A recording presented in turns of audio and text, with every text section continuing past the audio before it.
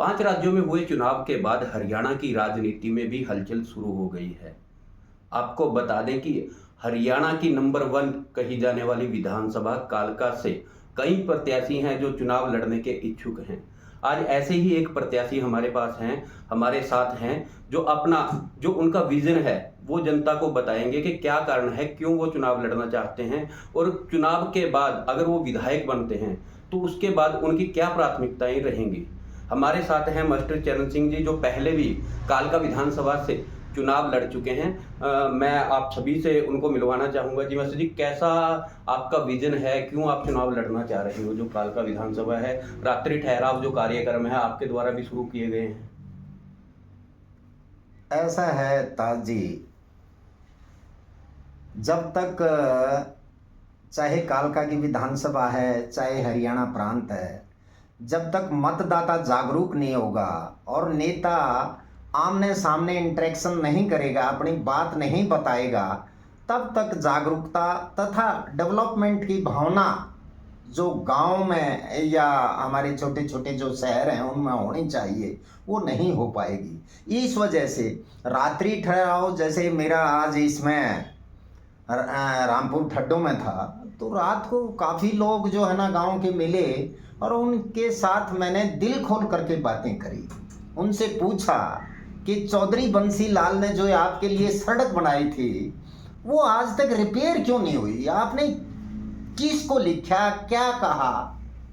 तो इस प्रकार की छोटी छोटी बातें हैं। स्कूल का मैटर है, स्कूल में आज बच्चों के हालात क्या है वो किसी से छुपे हुए नहीं है। अगर मैं रामपुर ठड्डों के स्कूल की बात करता हूँ या कालका के स्कूल की बात करता हूँ, वेरी लो स्टैंडर्ड, केवल नाम बदले हैं स्कूलों के, संस्कृति स्कूल या दूसरा अन्य ना, there standard is going to be very low. तो इसके साथ ही अगर बात करें, रात्रि ठहराव कार्यक्रम आप लोगों के द्वारा किए जा रहे हैं, जो जनता के बीच आने की बात है। अब चुनावी समय आ गया है, लगभग 3 या 4 महीने में कभी भी जो है चुनावों की घोषणा हो सकती है। तो ऐसा क्यों होता है कि जो प्रत्याशी हैं वो सिर्फ 2 या 4 महीने पहले ही जनता के बीच जाते हैं और फिर उनसे बातचीत करते हैं, उनकी समस्याओं को सुनते हैं, क्योंकि समस्याएं तो पहले से भी बनी हुई हैं। तो इस तरह से आपने जनता के लिए किया क्या है जिसको लेकर लोग आपको चुने?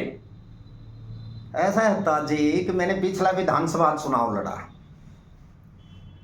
हमारा मिशन था कि कालका की विधानसभा में चोर और लुटेरों को बाहर करना।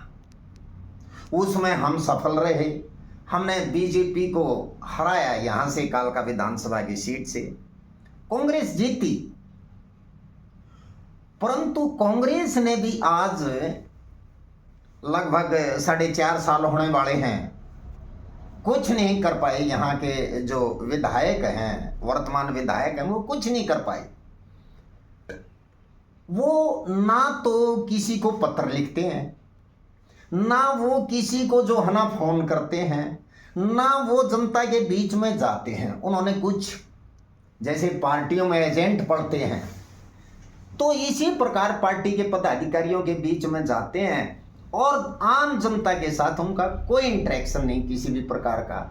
इस वजह से आज कालका की विधानसभा के अंदर कांग्रेस भी फेल है और बीजेपी भी फेल है। जनता ये चाहती है कि आमने सामने वाला व्यक्ति जो है, जो मुझे जानता हो, मैं उसके सामने अपनी बात कह सकता हूं, तो वो व्यक्ति जो है ना जरूर काम कराएगा।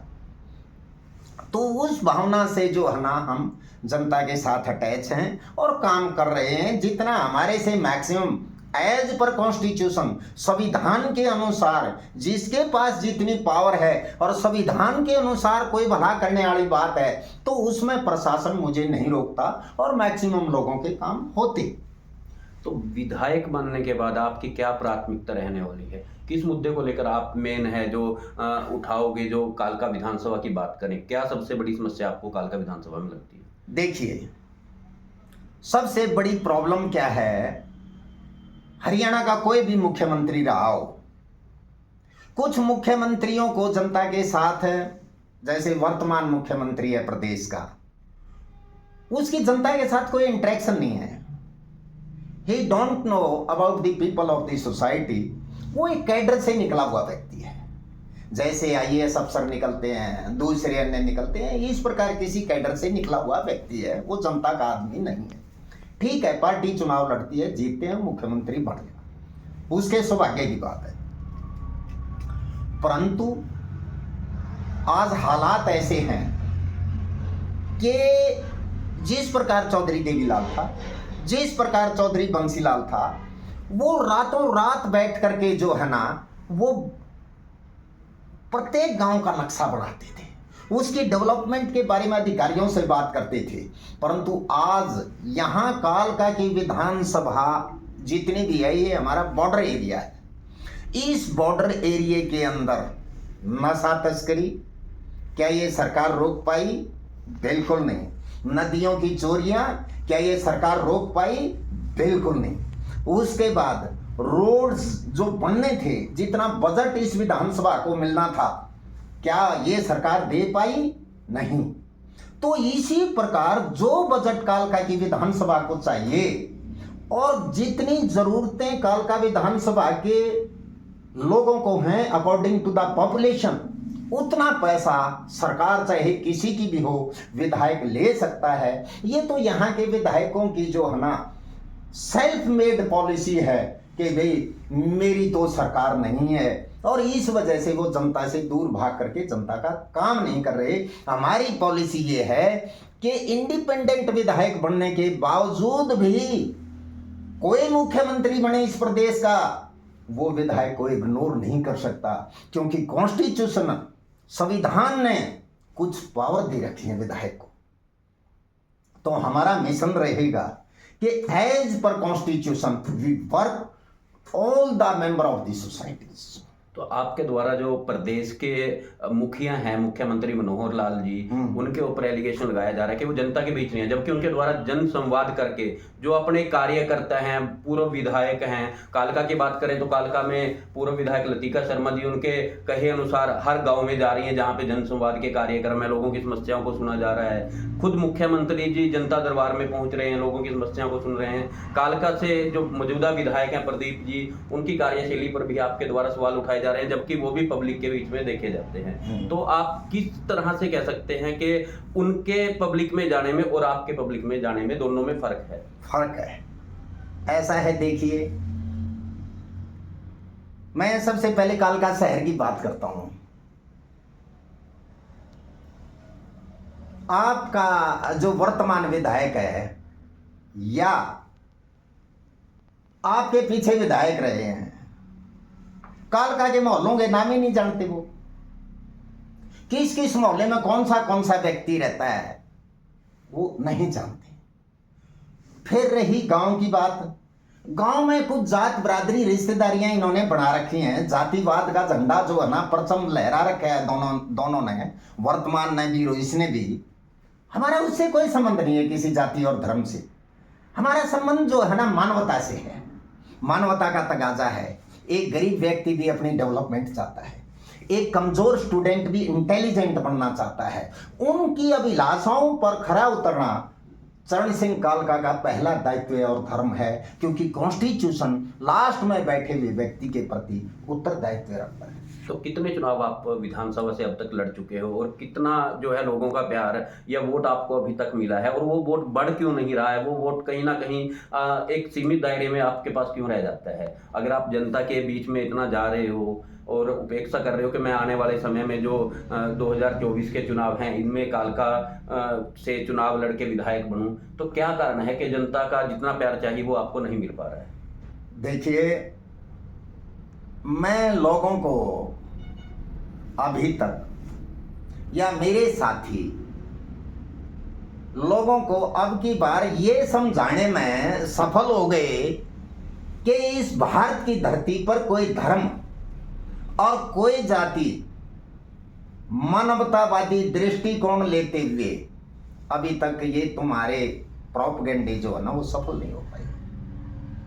हम इन प्रोपगेंडों से दूर मानवतावादी दृष्टिकोण रखते हुए हम आगे बढ़ेंगे और लोगों को आगे बढ़ाने के लिए प्रेरित करेंगे। और अब की बार ये क्लियरिटी है, मैं आप वरिष्ठ पत्रकार हो, मैं बता देना चाहता हूं कि अब की बार इस कुछ बहुत भारी परिवर्तन होगा, और उस परिवर्तन के अंदर जो है ना, लोग ये दिखाएंगे कि जो मिलता है जुलता है वही हमारा नेता है, बाकी हम किसी पार्टी और किसी धर्म किसी जाति के साथ नहीं है। जैसे आपकी रैना की आईटीआई है, वो माइनॉरिटी कम्युनिटी की आईटीआई है, वो किसी सरकार के द्वारा खोली हुई नहीं, वो एक रिजर्वेशन की आईटीआई है। जैसे हरियाणा में शेड्यूल कास्ट आईटीआई है, वैसे माइनॉरिटी आईटीआई भी हैं। आप कितने लोग, सबसे पहले सिलेक्शन मैंने वहां करवाया, और आज कितने बच्चे वहां बेनिफिट पा रहे हैं। परंतु इस सरकार ने नौजवानों को प्रेफरेंस ना देते हुए आईटीआईयों को भी जो है ना लॉक करने का जो है ना षड्यंत्र रच दिया, और लॉक करने का षड्यंत्र इस बात को दर्शाता है कि एचएमटी बंद होगी, तो आईटीआई के बच्चे जाएंगे कहाँ? काल का इंडस्ट्रियल एरिया बंद होने के कगार पर है, तो आईटीआई के बच्चे जाएंगे कहाँ? जब सरकार ये सोच लेती है कि मैंने इंफ्रास्ट्रक्चर को जो है ना खत्म करना है, तो नौजवान का भविष्य क्या है इनके पास? आईक्यू बताइए। अगर ये भारतीय जनता पार्टी की सरकार ये कहती है कि हम काम की गारंटी लेते हैं, नौजवानों को रोजगार की गारंटी क्यों नहीं ले रही है सरकार? इस सरकार का तो कहना है कि वो 75% जो इंडस्ट्री है, आपने कहा कालका में बंद हो रही है, हाँ। तो रायपुर आने में कहीं ना कहीं नई इंडस्ट्री लग रही है। हाँ। तो इंडस्ट्री लग रही है तो शायद वहाँ पे जो रोजगार है वो भी युवाओं को मिलेगा, क्योंकि सरकार का कहना है कि 75% जो है स्थानीय जो युवा है उनको रोजगार दिया जाएगा। तो वो सरकार की पॉलिसी सरकार के द्वारा तैयार की गई है। तो आप किस तरह से इस पॉलिसी को देख के चल रहे हो? क्या आपको नहीं लगता कि इन इंडस्ट्रियों में लोगों को रोजगार नहीं मिल रहा है? लोग हाँ, आपका सवाल जो है ना बिल्कुल वाजिब है। सबसे पहले मैं टोल बैरियर की बात करूंगा जो चंडी मंदिर में है। मैं इस टोल बैरियर से कम आता हूं, क्योंकि मेरी विधानसभा इस टोल बैरियर से इस तरफ है। उस टोल बैरियर के अंदर बाहरी स्टेट के 150 बंदे काम करते हैं, उनमें से 130 या 132 जो है ना बाहरी स्टेट के हैं। मेरी रिजर्वेशन कहाँ गई? कहाँ है 75%? और आपके इस इंडस्ट्रियल एरिया की बात बताता हूं। इस इंडस्ट्रियल एरिया में लगभग बाहर की लेबर जो है ना ज्यादा काम करती है बेनिस्बत अपनी लोकल। मेरे मैक्सिमम आईटीआई के स्टूडेंट हैं, और जो दक्ष हैं काम करने के अंदर, कितने प्रतिशत हैं इसमें? तो आपके द्वारा क्या कुछ किया गया है उनके लिए, जिन युवाओं को यहाँ पे रोजगार नहीं मिल रहा है? क्योंकि ये तो आप सरकार की पॉलिसी बन चुकी है, रोजगार नहीं मिल रहा है, तो आप कहाँ पे स्टैंड कर रहे हो युवाओं को रोजगार दिलवाने के लिए? रोजगार दिलवाने के लिए एक तो सबसे पहले रोजगार दिलवाने के लिए इंफ्रास्ट्रक्चर को जो है ना क्रिएट करना पड़ेगा। इंफ्रास्ट्रक्चर जो है ना वो गवर्नमेंट क्रिएट करती है, और वो लोगों की हेल्प के द्वारा या लोगों से ली गई हेल्प के द्वारा इंफ्रास्ट्रक्चर जो है ना वो क्रिएट होता है। जैसे मैं एक उदाहरण देता हूं, कालका स्टील लिमिटेड में करीबन 250 वर्कर काम करते थे। अभी कोई 3 महीने पहले वो बंद हुई है। क्यों बंद हुई? क्योंकि उसकी जो डीलक्स ड्राइवर सीट है, जिस सीट पे ट्रैक्टर पे लगती है या गाड़ियों में लगती है, आगे बड़ी कंपनियों ने उससे लेना बंद कर दिया। तो वो वर्कर को 3 महीने की सैलरी दे करके उसने कहा भाई हाथ जोड़ लिए, मेरे पास ऑर्डर नहीं है, मैं नहीं देता। तो ये क्या है? ये पॉलिसी क्या है? सरकार ने इतनी पहले भी तो सरकारें रही है ना, एचएमटी की इंसलरियां थी, पंचकुला इंडस्ट्रियल एरिया चल रहा था, एचएमटी चल रही थी, लोगों को रोजगार मिल रहा था। क्यों क्लोज किया इन्होंने? कारण क्या है? इनकी कथनी और करनी में अंतर है। ये बेईमान लुटेरे हैं। ये केवल और केवल चंद लोगों तक जो है ना ये अपना धन दौलत जो है ना सीमित रखना चाहते हैं। जैसे आपको तो पता है अखबार में डेली आ रहा है, लगभग 25 लाख करोड़ जो है ना इसने पूंजीपतियों के माफ कर दिए। किसी गांव के गरीब का 1 रुपया माफ करा हो मुझे बताओ? किसी किसान का 1 रुपया माफ करा हो बताओ? किसी मिस्त्री का 1 रुपया माफ करा हो बताओ? नो, ये नहीं करेंगे, क्योंकि इनकी मानसिकता मनुष्य विरोधी है। ये जातिवाद और धर्म के अंदर इनको भारत दिखाई देता है, जबकि भारत की विशालता तो जो है ना इनकी आंखों में भी नहीं है। तो जो मास्टर चरण जी, आपका जो मोटिव है वो है कालका से चुनाव लड़के विधायक बनना और यहाँ के जो जनता है उसकी सेवा करना। तो बात की जाए रोजगार, शिक्षा, हाँ, सड़कें, हाँ, पानी, इन समस्याओं के समाधान के लिए आगे क्या कुछ आपके द्वारा किया जा सकता है? चुनाव से पहले आप कितना लोगों के पास जा सकते हो? क्योंकि विधानसभा के गांव मोरनी भी पड़ता है और मोरनी में आपको पता है चुनाव प्रचार के दौरान भी नेता नहीं जा पाते। नहीं जा पाते। ठीक है, इसके साथ ही रायपुर, रानी, कालका, पिंजौर, दून, लंबा चौड़ा एरिया है। तो किस तरह से आप इतनी जल्दी लोगों के बीच में रात्रि ठहराव जो कार्यक्रम आपके द्वारा चलाए गए हैं उनको पूरा कर पाओगे? क्या आपके द्वारा उसके लिए शेड्यूल तैयार किया गया है? देखिए ताज जी, आप मेरे ख्याल में 30-35 साल के बच्चे ही हैं और मुझे राजनीति करते हुए इस काल का विधानसभा की लगभग 45 वर्ष हो चुके हैं।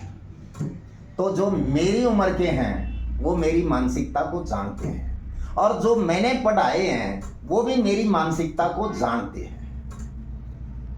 मेरा तो यही है कि मैं सरकार को लिखता हूं। जैसे सरकार ने 3 कार्ड थंबा दिए, नंबर 1 आधार कार्ड, नंबर 2 फैमिली आईडी और नंबर 3 राशन कार्ड। अरे तीनों की कीमत कितने पैसे है? ज्यादा कॉस्ट 60 रुपए पड़ती है, परंतु एक व्यक्ति कितने खर्च करता है? कम से कम 300, 400, 500 रुपए तक खर्च कर देता है।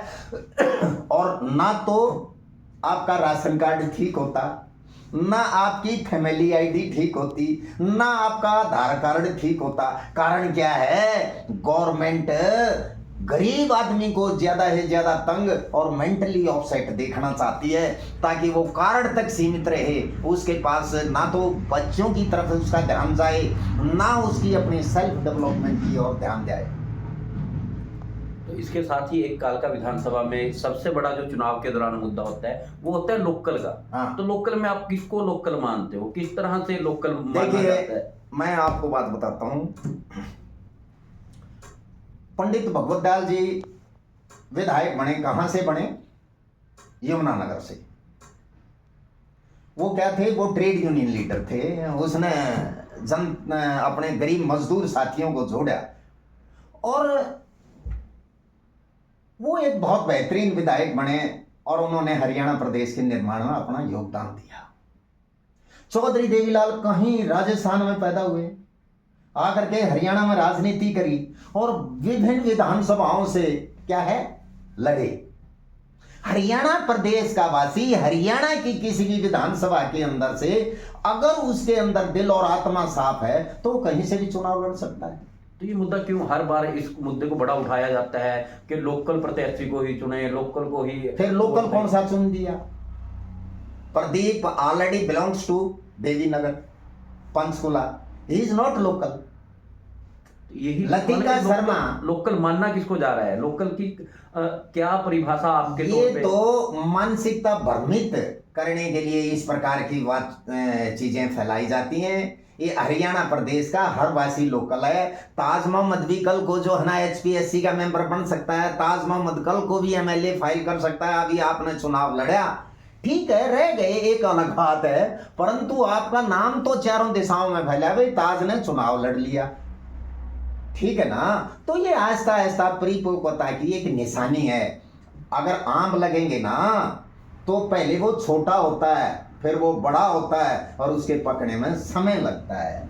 तो इस वजह से चरण सिंह कालका का जो आम है वो पकने के कगार पर है अब, और इसके लिए हम पूरी कोशिश करेंगे कि भी इस बूटे को, जनता नामक बूटे के साथ ज्यादा से ज्यादा अटैचमेंट की जाए। कालका विधानसभा से जो है मास्टर चरण जी चुनाव लड़ने के इच्छुक हैं, अब की बार चुनाव लड़ेंगे और उनका कहना है कि जो आम है उनका वो अब पकने की कगार पे है और अब की बार जो कालका विधानसभा में है एक बड़ा परिवर्तन होगा। तो आप लोग भी अपनी प्रतिक्रिया इस वीडियो पे जरूर दें। किस तरह से आप देखते हो, किसको वोट देना है, किसको नहीं देना है? जो आपको अच्छा लगेगा नेता उसको आप वोट दोगे। तो अपनी प्रतिक्रिया वीडियो में आप कमेंट के माध्यम से और शेयर करके जरूर दें। आने वाले समय में भी अन्य नेताओं के हम इंटरव्यू लेके आपके सामने पेश होंगे। आज के लिए धन्यवाद।